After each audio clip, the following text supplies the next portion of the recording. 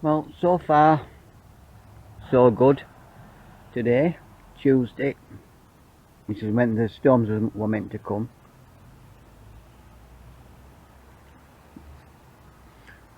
But it seems to have hit Cornwall and Devon. They had torrential rain yesterday and flooding everywhere. So we have got some very dark clouds. Them pigeons. That reminds me of being a kid now in Yorkshire. Because in Yorkshire, when I was a kid, people used to race pigeons. You know, everybody's granddad had their own pigeons and used to race them. Weird, isn't it, when you think about it now? I know, I'm sure that's still a thing in places. But yeah, Devon and Cornwall flooding, and they reckon it's going to move up the country. It's nerve-wracking, if I'm honest.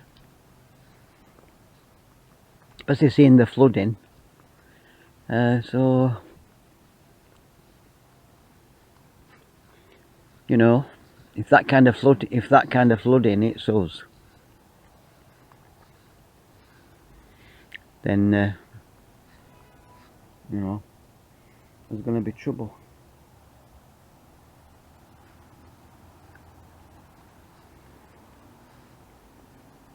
But so far it's a lot cooler today. Drinking coffee.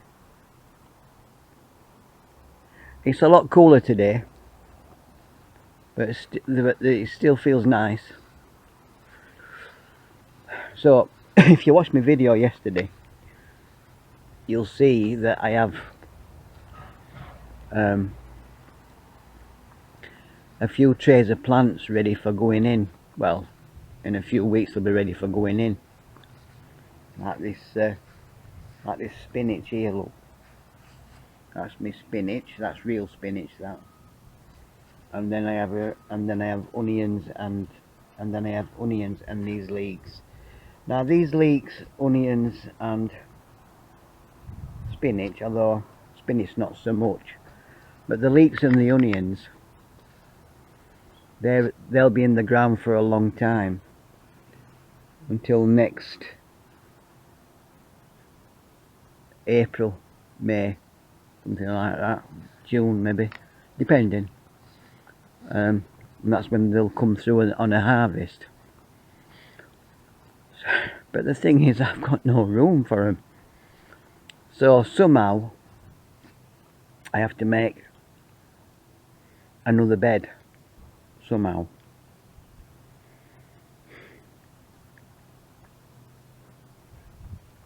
See, and I can't just plonk a bed. See, I can't just plonk a bed there, for instance, because for most of the day that's in shade. So I can't just plonk a bed there, for instance, or down here. But this is, I can't do much with this because it's in shade, and it can get flooded when it rains really heavy, especially this bit, especially that bit that gets flooded. Now then, so idea so far is I can take this strip of grass out that's running down the middle of these two beds, and I can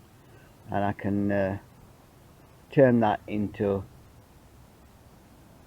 so it basically makes it into one big bed. So this comes across here and turns into one big bed.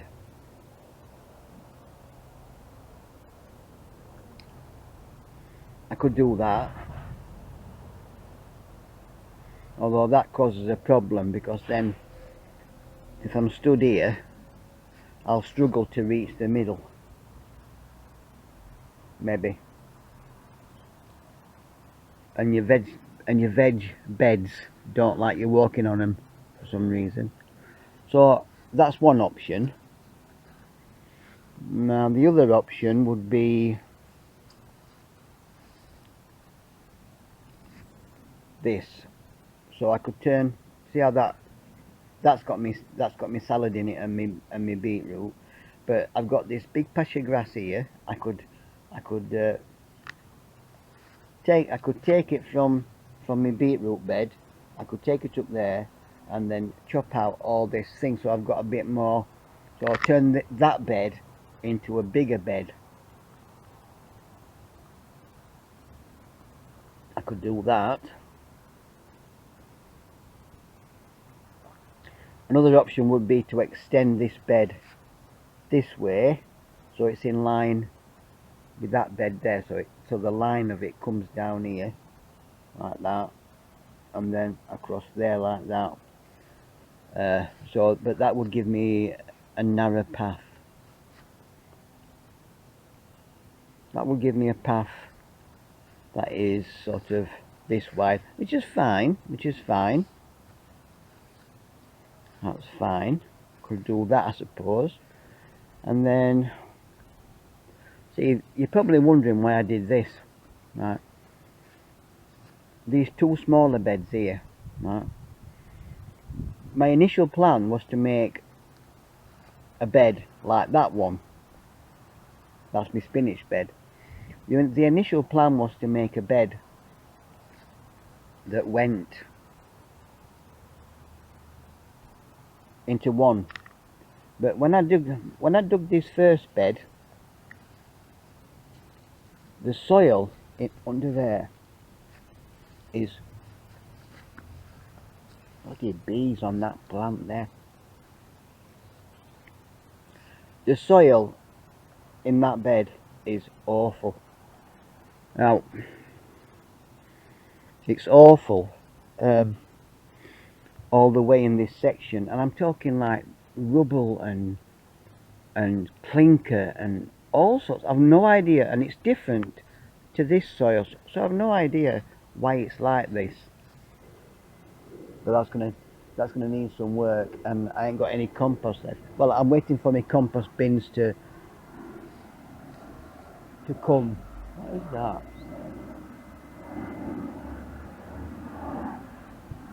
Look at that there. Can you see that? It's a Learjet, that. That's a Learjet. That's low, isn't it?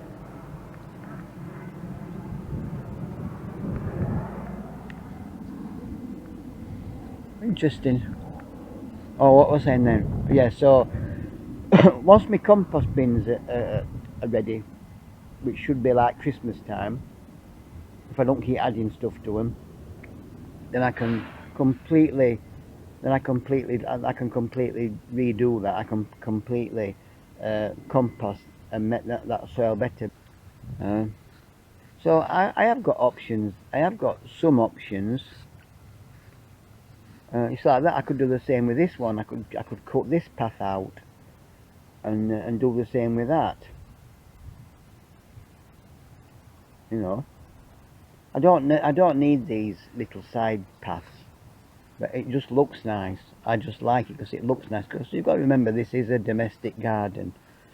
It's not an allotment stuck in the middle of nowhere. It is a domestic garden. So I'm basically treating the vegetables as if I'd treat flowers.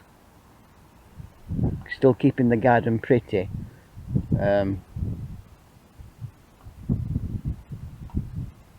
And functional and usable, and not like an allotment, basically a small farm field. But those are the options anyway. I could do that. So what I do is I try to imagine what it would be like. So if I take this, I could take this out and make that into like a corner border, like that. I could take that out, and then I'd have to walk around here. I could take that out, so then I'd have to walk down here, could take that out. So we're alright, we can still get at the garden.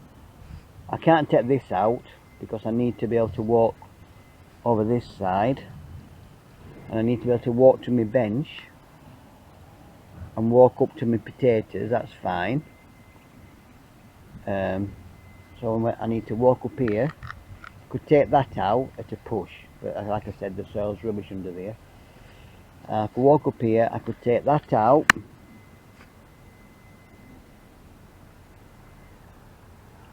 and then to get back over there, you see, to get back over there, if I take this out, now what do?